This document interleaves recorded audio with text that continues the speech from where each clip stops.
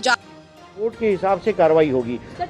कितने राज्यों तक ये पेपर पहुंचे? कहाँ पर हुई, कोई एक लाइन कहाँ पर चूक हो गई जिसके लिए कहा जाए, उसकी भी रिपोर्ट देखिए। जब तक सीबीआई को जब हमने जांच दी है तो मैं सीबीआई की जांच को प्रभावित नहीं करना चाहूँगा अपना निर्णय करके।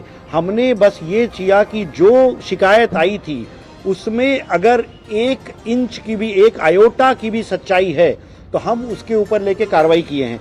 अब किस हद तक है, कितना हद तक है, उसको करने में समय लगेगा, परंतु हम जानते समय बहुत महत्वपूर्ण है। हम जितना डिले करेंगे उतना यह समस्या बढ़ेगी, उतना अगर हमको री एग्जाम करना है तो वो निर्णय आज हम ले रहे हैं तो हम जल्दी कर पाएंगे।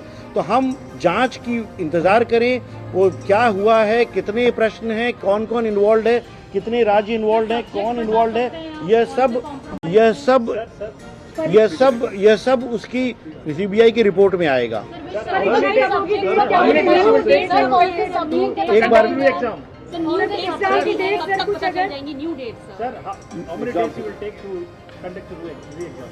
अभी मैं अपनी टीम के साथ बैठ करके वही तय करने का प्रयास कर रहा हूं। जब मुझे बताया इन लोगों ने कि आप सब यहाँ इंतज़ार कर रहे हो तो मुझे लगा आपकी भी बहुत महत्वपूर्ण भूमिका होती है। इनफैक्ट परीक्षा के पहले जो हमने तमाम कई स्कैमर्स के ऊपर कार्रवाई की, उसकी इनपुट हमें मीडिया से भी मिली। तो मीडिया एक बहुत सशक्त माध्यम है इस तरह के जो अनैतिक कार्य करते हैं, जो एंटी सोशल एलिमेंट्स हैं, जो बच्चों के भविष्य के साथ खिलवाड़ करते हैं, उसको रोकने के लिए। तो जैसे ही इन्होंने बताया मैंने बोला मैं चल के आपसे एक साथ बात करूंगा। पहले मैंने बोला कि सबको ऊपर ही बुला लो, बट फिर ये कहा कि नहीं, वहाँ सेटअप इतना नहीं हो पाएगा, यहीं चलते हैं। तो मैं यही आश्वस्त करना चाहूँगा आपके माध्यम से कि हम हर ऐसे व्यक्ति को जो ये बदमाशी करने की कोशिश कर रहा है, और कहीं भी रिपोर्ट आती है कि कोई प्रश्न पत्र बेच रहा है या कोई झांसा दे रहा है, बहुत सारे ऐसे केसेस आए एग्जाम के पहले जिसमें लोग ओटीपी मांगते थे, वो स्कैम कर रहा है, पेपर देने की बात करके ओटीपी मांग के उसका बैंक अकाउंट खाली कर रहा है। तो हम उस सारे लोगों के ऊपर कार्रवाई किए हैं और हमारी यही नीति है कि हम एग्जाम में किसी भी तरह की अनियमितता नहीं होने देंगे। सर एक सवाल डेट के लिए मैं अभी अपनी टीम के साथ बैठूंगा और हम अगले कुछ दिनों में पूरी शेड्यूल डेट का हम अनाउंस कर देंगे। हमारा प्रयास यही रहेगा कि हम कम से कम समय में एग्जाम कर लें, जिससे कि जो एकेडमिक कैलेंडर है, जो मेडिकल कॉलेजेस का एडमिशन शेड्यूल है, वो वायलेट ना हो। हम अगले 7 से 10 दिनों के अंदर शेड्यूल बता देंगे। सर अभिषेक सर, एक बहुत महत्वपूर्ण सवाल है। आपका ही डिपार्टमेंट तय करता है सारी चीजें, प्रश्न पत्र तैयार किया जाता है, फिर उसको छपने के लिए दिया जाता है। इस ट्रेल में कहीं आपको लगता है कि आपका ही कोई कर्मचारी या आपसे जुड़ा हुआ कोई कर्मचारी जो अंदर खेमे में है वही पेपर लीक करता है, वही डिस्ट्रीब्यूट करता है, वही पैसे का लेन देन करता है? क्या अंदर का ही कोई शख्स है? क्योंकि देखिए, जब पेपर छपने के लिए जाता है और जब पेपर बनता है उसमें सभी इन्वॉल्वमेंट अधिकारियों का ही होता है मेरे ख्याल से, अगर मैं गलत नहीं हूं। तो कहां पर वो चूक होती है, कहां से वो लिख करके पेपर इधर उधर होता है, कहां से एसएमएस के जरिए जाता है, ये कैसे होता है? देखिए, ये अंदर का हो या बाहर का हो, सीबीआई से हमारी यही दरखास्त है कि जो भी हो उसको पकड़ के उसको सजा दिलाई जाए, ताकि ये जो समस्या है ये जड़ से खत्म हो पाए। मैं आपके जितना जानकार नहीं हूँ, मैं अभी 1 अप्रैल को ही ज्वाइन किया हूँ। मैं सिस्टम को अभी किसको ये बताना कि कौन दोषी है कौन नहीं दोषी है, will be prejudging the whole inquiry. हम सीबीआई को निष्पक्ष, स्वतंत्र रूप से जांच करने की रिक्वेस्ट किए हैं, और जिसमें एनटीए से जो भी सूचना चाहिए, एनटीए के जिस कर्मचारी से पूछताछ करनी चाहिए, सीबीआई को पूरी राइट्स होगी। हम उनको पूरा सहयोग करेंगे और हम सुनिश्चित करेंगे कि यह सिचुएशन जो आज हम हैं ये दोबारा ना आए, और जो भी दोषी है उसको कड़ी से कड़ी सजा दी जाए। सिस्टम को भी बदलेंगे? क्या सिस्टम को भी बदलेंगे? क्या सिस्टम को भी बदलेंगे? क्या सिस्टम जो आपने अपनाया है अभी तक उसमें कोई बदलाव होगा?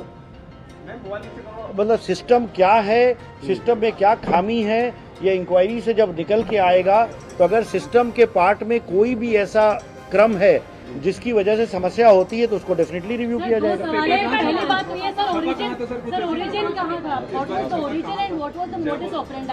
आपने कहा कि डिजिटल के जरिए भी हुआ और फिजिकली भी उसे कुरियर के द्वारा भेजा गया। इसमें मैंने नहीं कहा, ऐसी रिपोर्ट्स आ रही है सामने, तो आप ये हाईलाइट करें सर। देखिए, मैं यही कहना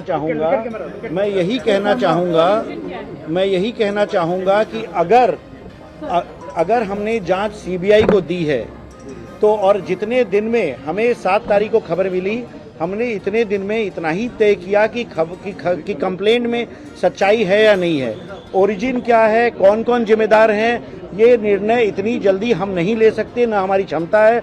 यह कार्य सीबीआई का है और सीबीआई यह कार्य सुचारू रूप से करके ये सबके सामने लेके आएगी कि क्या हुआ, कहाँ से शुरू हुआ, कौन कौन इन्वॉल्व था, कितने लोग इन्वॉल्व थे, कितने राज्यों में हुआ, तो ये सब जानकारी सीबीआई देगी। अभी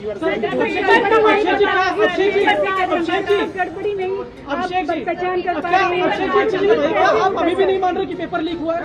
क्या आप अभी भी नहीं मान रहे? हमने साफ ये कहा, हमने ये साफ कहा कि जो पीडीएफ जो सर्कुलेट हुआ उसमें से कुछ प्रश्न पत्र से मिल रहे थे, तो इसको अगर आप लीक कहें या अनियमितता कहें या वायलेशन ऑफ प्रोसेस कहें, हमने यह माना कि ये एग्ज़ाम की जो प्रक्रिया चल रही थी उसका उल्लंघन था, इतनी हद तक था कि हमें यह कड़ा निर्णय लेना पड़ा कि एग्ज़ाम कैंसिल करें। गैस पेपर भी कहा जा रहा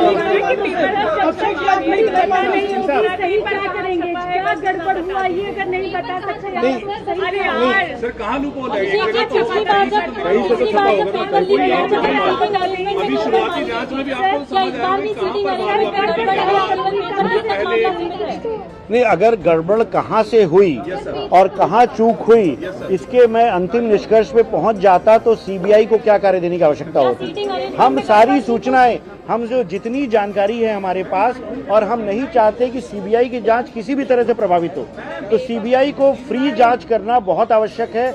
इस समस्या को जड़ से खत्म करना आवश्यक है। नासिक में छपा पेपर सर,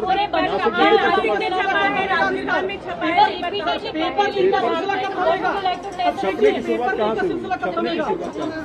पेपर के छपने की शुरुआत एक जगह नहीं होती है, कई जगह होती है।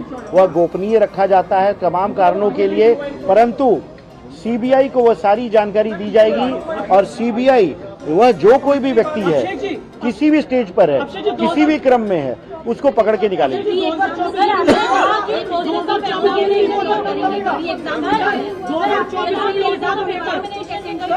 2024 में पेपर लीक हुआ था, कब थमेगा? 2024 में पेपर लीक हुआ था, 2026 में भी लीक हुआ। पेपर लीक का सिलसिला कब थमेगा?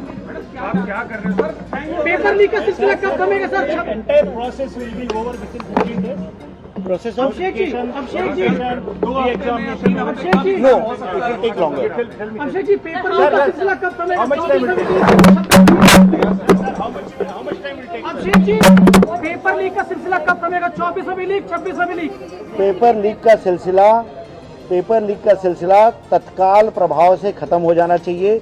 यह दुर्भाग्य है कि हम इस स्टेज पर हैं।